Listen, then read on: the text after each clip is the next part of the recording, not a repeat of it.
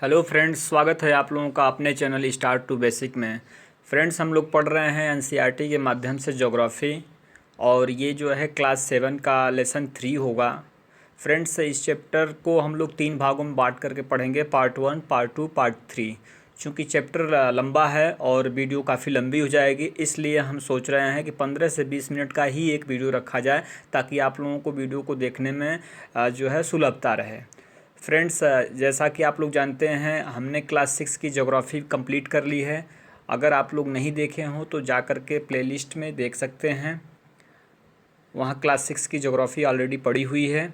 और क्लास 7 की ज्योग्राफी भी 2 चैप्टर कंप्लीट कर लिया गया है, और ये आज जो है लेसन 3 है, चैप्टर 3 है। तो आइए फ्रेंड्स, स्टार्ट करते हैं। चैप्टर का नाम है फ्रेंड्स, हमारी बदलती पृथ्वी। चैप्टर स्टार्ट करने से पहले एक बार और मैं आप लोगों को बता दूं फ्रेंड्स कि इस चैप्टर में जो हम लोग जिन बिंदुओं को फोकस करेंगे, वो उसमें मुख्यतः जो होगा, जो हमारी बदलती पृथ्वी है, तो इसके अंतर्गत प्लेट्स के बारे में पढ़ेंगे, कुछ जानकारी प्लेटों के बारे में लेंगे। स्थल रूपों के का विकास कैसे होता है, जिसमें अपरदन, निक्षेपण, भूकंप, ज्वालामुखी, भूस्खलन, ये सारी चीज़ें भी इसके अंतर्गत आएंगी। जो भूकंपीय तरंगे होती हैं उनके बारे में पढ़ेंगे। नदी के कार्य जो होते हैं, समुद्री तरंगों के कार्य जो होते हैं, हिमनद के कार्य जो होते हैं, पवन के कार्य जो होते हैं, ये सारे इस जो है लेसन में कंप्लीट होगा। बट इस चैप्टर में हम पार्ट 1 इसको बना रहे हैं, तो इसमें हम प्रयास करेंगे कि केवल जो है आप लोगों को प्लेटों के बारे में थोड़ा सा जानकारी दे दिया जाए, क्लास 7 के स्तर की, और जो स्थल रूप हैं और जो भूकंप कैसे आते हैं, क्या है, और उनके तरंगे और नदी के कार्य। अगर नदी का कार्य कंप्लीट नहीं होगा तो अगले वीडियो में कर लेंगे। तो लेट्स स्टार्ट करते हैं फ्रेंड्स। कह रहा है फ्रेंड, क्या आप जानते हैं, एक रंगीन कागज़ की छोटी सी गोली लीजिए और इसे जल के आधे भरे बीकर में रख दीजिए। बीकर को तिपाई पर रखकर गर्म करें। जल गर्म होने पर आप देखेंगे कि गर्म जल की परतों के साथ कागज़ की गोली भी ऊपर उठती है, और ठंडे पानी की परतों के साथ यह गोली नीचे बैठती है। पृथ्वी के अंदर स्थित पिघला हुआ मैग्मा भी इसी प्रकार की गति करता है। फ्रेंड्स, ये आप लोगों को प्रयास कर रहा है समझाने का कि अगर हम कोई कागज़ लेते हैं, जैसे इसने एक कागज़ लिया यहाँ पे, और एक बीकर में रख करके कागज़ को, और नीचे से जो है तिपाई पर रख के इसको गर्म किया, तो कागज़ जैसे गर्म होता है, मतलब कागज़ गर्म नहीं हो रहा है, पानी जैसे गर्म होता है, तो ये कागज़ किस तरफ आएगा, ऊपर की तरफ आता है। मतलब कोई वस्तु जब गर्म होगी तो कहाँ आएगी, ऊपर आएगी। सेम वही चीज़ नीचे समझाने का प्रयास कर रहा है। यहाँ ये पृथ्वी के अंदर क्या है, गर्म मैग्मा है। तो जब मैग्मा गर्म होगा, क्यों गर्म होता है, पिछले अध्याय में मैंने आप लोगों को बताया है इसके बारे में।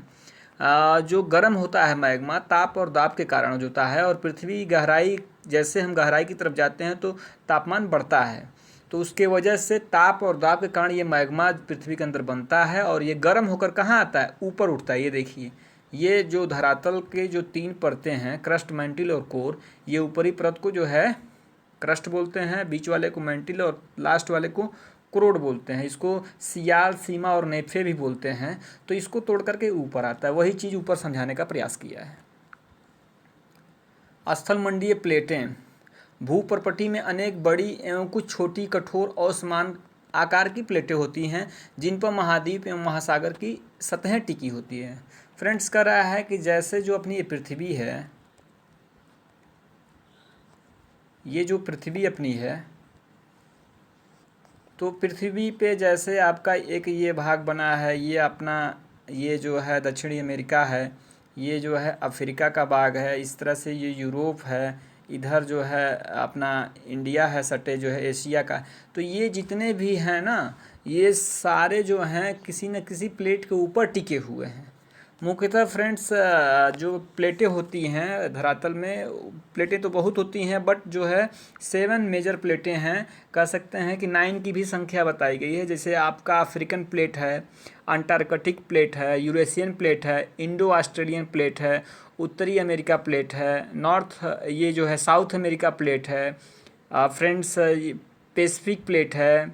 उसी तरह से आप इंडियन प्लेट कह सकते हैं, ऑस्ट्रेलियन प्लेट्स कह रहे हैं। तो ये कुछ तरह की प्लेटें हैं जिनके ऊपर धरातल का भाग क्या है, टिका हुआ है। तो वही फ्रेंड्स कह रहा है, स्थल मंडल अनेक प्लेटों में विभाजित हैं जिन्हें स्थल मंडलीय प्लेटें कहते हैं। आपको यह जानकर आश्चर्य होगा कि ये प्लेटें हमेशा धीमी गति से चारों तरफ घूमती रहती हैं। प्रत्येक वर्ष केवल कुछ मिलीमीटर के लगभग पृथ्वी के अंदर पिघले हुए मैग्मा में होने वाली गति के कारण ऐसा होता है। पृथ्वी के अंदर पिघला हुआ मैग्मा एक वृत्तीय रूप में घूमता है, जैसा कि क्रियाकलाप में दिखाया गया है। फ्रेंड्स कह रहा है कि कुछ वर्षों में ये कुछ मिलीमीटर ही क्या होती हैं, प्लेटें गति करती हैं। प्लेट की इस गति के कारण पृथ्वी की सतह पर परिवर्तन होता है। पृथ्वी की गति को उन बलों के आधार पर विभाजित किया गया है जिनके कारण ये गतियाँ उत्पन्न होती हैं। यहाँ एक समझने वाली फ्रेंड्स चीज़ है कि कह रहा है कि जो पृथ्वी की गतियाँ होती हैं वो कुछ बल के कारण, गति क्यों होगा, जब कहीं कोई ताकत या कोई बल लगेगा तभी गति होगा। तो जो बल पृथ्वी के आंतरिक भाग में घटित होते हैं, जैसे पृथ्वी के अंदर जो घटित होगा बल, जो बल लगेगा उसको क्या बोलेंगे, अंतर्जात या अंतर्जनित बल बोलते हैं, इसको एंडोजेनिक फोर्स कहते हैं। और जो पृथ्वी के सतह पर उत्पन्न होता है बल, उसको बहिर्जनिक या एक्सोजेनिक फोर्स कहते हैं। अंतर्जनित बल कभी आकस्मिक गति उत्पन्न करते हैं तो कभी धीमी गति। अब जो अंदर से जो बल लगता है, कभी कभी क्या होता है कि आकस्मिक उसमें गति उत्पन्न हो जाता है और कभी धीमी गति। जब आकस्मिक गति उत्पन्न होगा तो क्या होगा, भूकंप और ज्वालामुखी जैसी प्रक्रिया होगी। आकस्मिक गति के कारण पृथ्वी की सतह पर अत्यधिक हानि होती है। भूकंप आएगा, ज्वालामुखी फटेगा तो हानि तो होनी है। तो भूकंप और ज्वालामुखी जो है किस तरह गति है, आकस्मिक गति है। और किस तरह गति के अंतर्गत आता है फ्रेंड्स, तो ये अंतर्जात यानी पृथ्वी के अंदर जो गति होती है उसके अंतर्गत जो है आकस्मिक गति उत्पन्न होती है। और उस आकस्मिक गति के जो उदाहरण हैं भूकंप और ज्वालामुखी जैसी घटनाएं जो होती हैं वो आकस्मिक के अंतर्गत आती हैं। यहाँ फ्रेंड्स आपको दिखा रहा है पृथ्वी की गतियाँ, थोड़ा सा समझाने का प्रयास किया है। जैसे पृथ्वी क्या है, पृथ्वी के अंदर क्या होती है, गति होती है। किस तरह गति होती है, एक अंदर जो गति होती है उसको अंतर्जात कहते हैं, ऊपर जो धरातल के सतह पे गति होती है उसको बहिर्जात कहते हैं।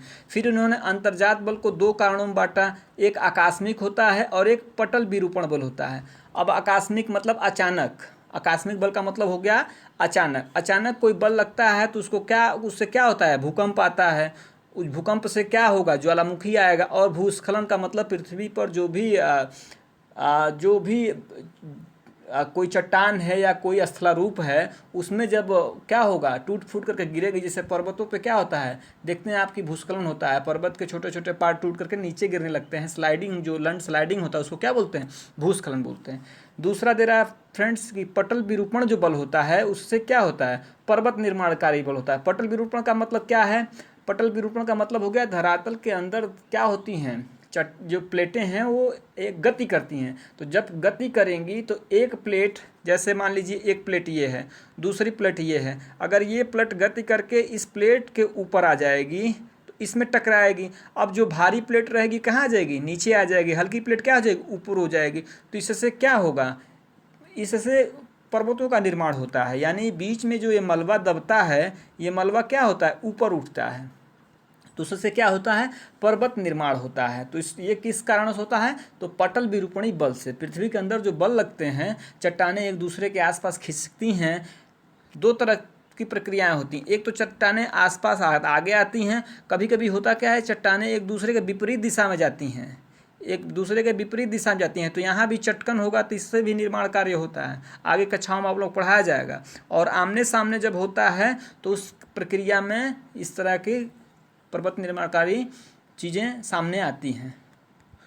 उसके बाद से फ्रेंड्स दे रहा है बहिर्जात बल के अंतर्गत क्या है, तो इसके अंतर जो मतलब जो पृथ्वी के ऊपर, धरातल के ऊपर जो प्रक्रियाएं होती हैं, जिस तरह का बल लगता है उसके अंतर्गत क्या आता है, अपर्दन आता है और निक्षेपण आता है। अपर्दन का मतलब आप लोग समझ रहे हैं, अपर्दन का मतलब कोई स्थलाकृति है तो इसको ताप, दाब, वर्षा, धूप, गर्मी के कारण क्या होता है, ये टूट टूट करके क्या हो जाए, छोटा हो जाए या एक दूसरे बिखर जाए, टूट जाए। टूटना फूटना मतलब अपर्दन में चट्टानें या धरातल का भाग जो है एक ही स्थान पे क्या होगा, टूट फूट जाएगा। किस कारण से, ताप दाब हो गया, आपका गर्मी हो गया, बरसात हो गया। इस तरह से चट्टानें क्या होती हैं, गर्मी में चट्टानें फैलती हैं और ठंडियों में चट्टानें क्या होती हैं, सिकुड़ती हैं। तो उसमें एक दरार पैदा होता है, फिर वो टूटती फूटती हैं। तो ये इसको बोलते हैं अपर्दन। और दूसरा चीज़ आ गया निक्षेपण। निक्षेपण, ये जो निक्षेपण है फ्रेंड्स, तो ये जो चट्टानें टूटी फूटी तो किसी न किसी कारण से ये एक स्थान से दूसरे स्थान तक अगर चली जाएं, ये यहाँ से हट करके यहाँ चली जाएं, तो ये क्या हो गया, निक्षेप हो गया, यानी एक स्थान से दूसरे स्थान चला गया। अब वह निक्षेपण कैसे होता है, तो वह निक्षेपण दिखा रहा है फ्रेंड्स। नदी जो क्या करती है, अपने साथ तमाम जो है पत्थर के टुकड़ों को, बालुओं को, छोटे छोटे कणों को क्या करती है, बहाती है। पवन भी अपने साथ छोटे छोटे जो है कण हैं उनको उठा करके ले आकर एक दूसरे स्थान पर डाल देती है। समुद्र के जो तरंगे चलती हैं वो भी क्या करती हैं, वो भी अपने साथ जो है अपर्दन करती हैं। और हिमनद भी काम करता है, अपर्दन और निक्षेपण का काम करता है। तो ये फ्रेंड्स स्थल रूपों के बारे में बताया गया आप लोगों को कि जो धरातल के अंतर्गत जो बल लगते हैं अंतर्जात और बहिर्जात, उससे होने वाले जो हमारे जो बल लगते हैं उनसे जो अपर्दन है या जो है निक्षेपण है या आकस्मिक बल लगा, पटल विरूपण लगा, जो भी समस्त प्रकार की जो है क्रियाएं होती हैं जो स्थल रूप सामने आते हैं उसके बारे में वर्णन है। आशा है आप लोगों को समझ में आ गया होगा। और देखिए आकस्मिक बल में ज्वालामुखी दिखा रहा है, क्या कह रहा है कि भूपर्पटी पर क्या होता है, ये खुला ऐसा छिद्र होता है जिससे क्या होता है, पिघला हुआ मैग्मा जो है अचानक बाहर आता है। जैसे ये फ्रेंड्स यहाँ देखो आप, मैग्मा जमा हुआ है, ये मेंटल है, ये पर्पटी हो गया, नीचे क्रोड है। तो यहाँ से मैग्मा जो है धरातल को ऊपर जाए, ये जो पार्ट होता है इसको क्या बोलते हैं, क्रेटर बोलते हैं। ज्वालामुखी को क्या बोलते हैं, ज्वालामुखी के मुख को क्रेटर बोलते हैं। और ये निकास वाली जगह है, ये पाइप यहाँ इधर से भी निकल जाता है और इसके साथ निकलने वाला क्या है, गैस और राख है। ये लावा जब क्या होता है, जम जाता है, धरातल पर ठंडा हो जाता है, तो किस तरह के चट्टानों का निर्माण करता है, इग्नियस रॉक्स बनते हैं, अग्नेय चट्टान। पिछले कक्षाओं में आप लोगों ने पढ़ा है। ये कुछ शब्द कैसे उत्पत्ति हुई दे रहा है। एंडो मतलब होता है फ्रेंड्स अंतः, और एक्सो का मतलब होता है बाहर। अब एंडोजेनिक का मतलब हो गया अंतर्जात बल, और जो है एक्सोजोनिक का मतलब क्या हो गया, बहिर्जात बल। इसी प्रकार स्थलमंडलीय प्लेटों के गति करने पर प्लेट पृथ्वी की सतह पर कंपन होता है। यह कंपन पृथ्वी के चारों ओर गति कर सकता है। इस कंपन को भूकंप कहते हैं। भूपर्पटी के नीचे वह स्थान जहाँ कंपन आरंभ होता है वो क्या होता है, उद्गम कहलाता है। उद्गम केंद्र के भूसतह पर उसके निकटतम स्थान को अधिकेंद्र कहते हैं। अधिकेंद्र से कंपन बाहर होकर तरंगे के रूप में गमन करती हैं। अधिकेंद्र के निकटतम भाग में सर्वाधिक हानि होती है और अधिकेंद्र से दूरी बढ़ने के साथ भूकंप की तीव्रता धीरे धीरे कम हो जाती है। फ्रेंड्स आप लोगों को हम समझाने का प्रयास करें। यहाँ पे ये देखिए, यहाँ पे जब भूकंप जो है उत्पन्न होगा तो इसको क्या बोलेंगे हम लोग, इसका भूकंप का क्या बोलते हैं, इसको ये अधिकेंद्र है, ये भूकंप का अधिकेंद्र है। और ये प्लेटें हैं, जैसे मैंने बताया कि जो है 7 या 9 मुख्य प्लेटें होती हैं। प्लेटें तो बहुत होती हैं, ये प्लेट है, ये भी प्लेट है। तो यहाँ पे भूकंप उत्पन्न हुआ, और जब भूकंप उत्पन्न होगा तो क्या करेगा, धरातल में एक धक्का देगा। जब धक्का देगा तो क्या होगा, कंपन होगा, चारों तरफ क्या होगा, देखिए कंपन होगा, ये कंपन हो रहा है सब।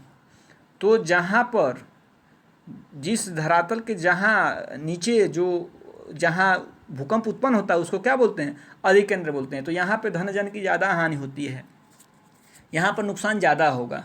और ये जब बाहर निकलती हैं तो ये तरंगें बाहर की तरफ निकलती हैं। तो ये तरंगों की जो है बनावट जो है या प्रकार जो है 3 तरह का होता है, जिसको क्या कहते हैं, PSL, यानी P फॉर प्राथमिक, S फॉर सेकेंडरी। ये 3 तरंगे होती हैं, PSL तरंगे जिनको कहते हैं। नीचे इसका वर्णन है, एक बार देख लेते हैं। कह रहा है फ्रेंड्स, ये क्रियाकलाप में दे रहा है कि जैसे एक बर्तन आप ले लें, उसमें जल भर दें, ऊपर ढक्कन पे कोई छोटी जैसे चम्मच रख दें या मोती रख दें या कोई मटर रख दें, तो आप देखते हैं जैसे पानी नीचे गर्म होता है तो ऊपर का ढक्कन क्या होता है, उठने लगता है। क्यों, नीचे क्या हो रहा है, हलचल हो रहा है, काम हो रहा है, बल लग रहा है, जिसके वजह से अब छोटा दाना मटर का रहेगा तो क्या हो जाएगा, वो गिर जाएगा, बाहर छटक जाएगा। सेम वही स्थिति जब भूकंप नीचे अंदर आता है तो पृथ्वी के अंदर क्या होता है, एक फोर्स लगता है, तो जो छोटी चीज़ होती है वो जल्दी गिर जाती है। जैसे मकान वकान देखते हैं आप लोग, क्षति हो जाती है। जो मजबूत चीज़ होती है उसमें आवाज़ आती है, वो रुकी रहती है। ये सब चीज़ें बताने का जो पृथ्वी कंपन होता है जिसके कारण। कह रहा फ्रेंड्स, क्या आप जानते हैं भूकंपीय तरंगें 3 प्रकार की होती हैं। हाँ देखिए, पी तरंगे जिनको क्या बोलते हैं, अनुदैर्ध्य तरंग बोलते हैं। पी तरंगों को क्या बोलते हैं फ्रेंड्स। ये जो चैप्टर है बहुत ही ज़बरदस्त चैप्टर है और ऑब्जेक्टिव के दृष्टिकोण से बहुत इंपॉर्टेंट है। लगभग सभी परीक्षाओं में इस चैप्टर से क्वेश्चन आते ही आते हैं। आप लोग किसी भी बुक को उठाकर किसी क्वेश्चन को आप लोग देख लो तो उसमें ये जो चैप्टर हम कंप्लीट करने वाले हैं इसके से यह प्रश्न आपको बनेगा ही बनेगा। यहाँ भूकंप का देख लीजिए, पी तरंगे किस तरह की तरंगे होती हैं, ये काफ़ी बार एग्जाम में दिया हुआ है। अनुदैर्ध्य तरंगे होती हैं। और मैं बता दूं फ्रेंड्स, जो पी तरंगे होती हैं, ये जो पी तरंगे होती हैं ये धरातल में जो है ठोस, द्रव और गैस, ठोस, द्रव और गैस, ये तीनों से गुजर सकती हैं ये तरंगे, पी तरंगे। इनका जो स्पीड होता है फ्रेंड्स 7.8 किलोमीटर प्रति सेकंड होता है। 7.8 किलोमीटर प्रति सेकंड होता है। इनको प्राथमिक तरंग भी कहते हैं। दूसरा दे रहा है फ्रेंड्स एस तरंगे, ये एस तरंगे कह रहा है। इनको क्या कहते हैं, द्वितीयक तरंग भी कहते हैं। और ये किस तरह की तरंगे होती हैं, ये अनुप्रस्थ तरंग होती हैं। और ये केवल क्या होती हैं, ठोस भाग में ही ये क्या कर सकती हैं, प्रवेश कर सकती हैं, ठोस चीज़ में ही ये प्रवेश कर सकती हैं। इनकी जो स्पीड होती है फ्रेंड्स यह 4 किलोमीटर प्रति सेकंड जो होता है, ये प्रति सेकंड 4 किलोमीटर प्रति सेकंड की गति करती हैं। और तीसरा दे रहा है फ्रेंड्स एल तरंगे। ये इसको क्या बोलते हैं, ये पृष्ठीय तरंगे होती हैं। पृष्ठीय का मतलब यह धरातल के सबसे ऊपरी परत पर पहुंचती हैं। और जब कोई भी तरंग जब धरातल के ऊपरी तरंग पर पहुंचेगी तो क्या होगी, सर्वाधिक विनाशकारी होगी। तो इस तरंग को एग्जाम में ऑब्जेक्टिव बनता है कि सबसे विनाशकारी तरंग कौन सी होती है, आपका आंसर होगा एल तरंग। और इसकी गति जो होती है यह 1.5 से लेकर के 3 किलोमीटर प्रति सेकंड के स्पीड से चलती है। और ये धरातल के सबसे ऊपरी परत पर पहुंचने वाली तरंग होती है। तो फ्रेंड्स इस तरह से हमने आप लोगों को प्रयास किया समझाने का PSL तरंगों के बारे में। नीचे देखते हैं, कह रहा है ये गुजरात में जब भूकंप आया था, कब आया था, 26 जनवरी 2001 को आया था, तो अपार धनजन की हानि हुई थी, उसके बारे में दे रहा है। देखिए भूकंप का मापक एक यंत्र से किया जाता है जिसे क्या कहते हैं, भूकंप लेखी कहते हैं। यानी किससे नापते हैं भूकंप को, भूकंप को नापने वाला जो यंत्र है उसको भूकंप लेखी, इंग्लिश में इसको क्या कहते हैं, सिस्मोग्राफ कहते हैं। भूकंप की तीव्रता किस पे नापी जाती है, रिक्टर स्केल पे नापी जाती है। देखिए बड़े ऑब्जेक्टिव बन रहे हैं, भूकंप लेखी, रिक्टर स्केल, ये सारे ऑब्जेक्टिव हैं। जिस भूकंप की तीव्रता 2 अथवा उससे कम होती है उसका प्रभाव नहीं के बराबर होता है। जिस भूकंप की तीव्रता 5 होती है वह क्या करता है, वस्तुओं के गिरने से क्षति पहुंचता है। जिस भूकंप की तीव्रता 6 अथवा उससे अधिक होती है वह बहुत शक्तिशाली, और जिसका तीव्रता 7 अधिक हो सर्वाधिक शक्तिशाली समझा जाता है। ये भूकंप लेखी यंत्र का मैप दिया हुआ है। फ्रेंड्स कह रहा है यद्यपि भूकंप की भविष्यवाणी संभव नहीं है, लेकिन यदि हम पहले से तैयार हों तो इसके प्रभाव को निश्चित रूप से कम किया जा सकता है।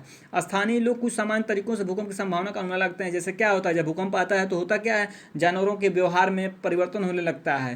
तालाब में मछलियों में उत्तेजना बढ़ जाती है, सांप क्या करते हैं, अपने बिल से निकलना शुरू हो जाते हैं, चूहे निकलना शुरू हो जाते हैं। तमाम प्रकार की गतिविधियाँ जब शुरू हो जाएँ तो क्या समझ लें कि भूकंप आने वाला है। वायुमंडल में रेडान गैस की मात्रा क्या होती है, बढ़ जाती है। इन सबों से कुओं का जल स्तर क्या हो जाता है, बढ़ जाता है। तो ये तमाम चीज़ों से हम जानकारी प्राप्त कर सकते हैं कि भूकंप आने वाला है, लेकिन बहुत शॉर्ट टर्म होता है। कुछ जानकारी दिया है फ्रेंड्स, भूंज में भूकंप के झटके से कैसे, देखिए 26 जनवरी 2001 में आया था वहाँ पे, और स्कूल में कितने बच्चों मर गए, उसमें जो है कितनी क्षति हुई, ये सब दे रहा है। भूकंप के पश्चात समाचार पत्रों के मुख्य समाचारों के रूप में दिया गया भूकंप एक वस्तु का अध्ययन, इसके बारे में देख लीजिए आप लोग। भूकंप से बचाव की तैयारी, भूकंप के दौरान कहाँ आश्रय लें, कह रहा है सुरक्षित स्थान के रसोई के काउंटर, मोज के किनारे, दीवार के अंदरूनी कोने में। मतलब कह रहा है कि वहाँ हमें अपने आप को सेव करना चाहिए। जैसे मान लीजिए दीवार है उसके कोने में आप खड़े हो जाएं, कोई अगर आपका मेज है उसके नीचे आप बैठ सकते हैं। टूटने फूटने या चिमनी उमनियों के आसपास खड़े नहीं होना चाहिए। जो दर्पण है या फ्रेम है उससे दूर रहना चाहिए। इस तरह से जानकारी देकर अपने फ्रेंडों में भी इसकी जागरूकता को आप बढ़ाएं। तो फ्रेंड्स इस तरह से जो है हमने आज जो है भूकंप के बारे में और प्राथमिक और द्वितीयक और एल तरंगों के बारे में और पृथ्वी के अंदर जो बल होते हैं, प्लेट होते हैं, उसके बारे में हमने इस चैप्टर में पार्ट 1 ये होगा लेसन 3 क्लास 7 का। तो इसमें बस आज के लिए बस इतना ही फ्रेंड्स। और कुछ कमेंट्स हो आप लोग तो करें, चैनल को सब्सक्राइब करें, ज़रूरतमंदों को वीडियो शेयर करें, लाइक करें और फिर लेसन 3 का जो है सेकंड चैप्टर हम अगले वीडियो में लेके आएंगे। तब तक के लिए मित्रों नमस्कार, धन्यवाद।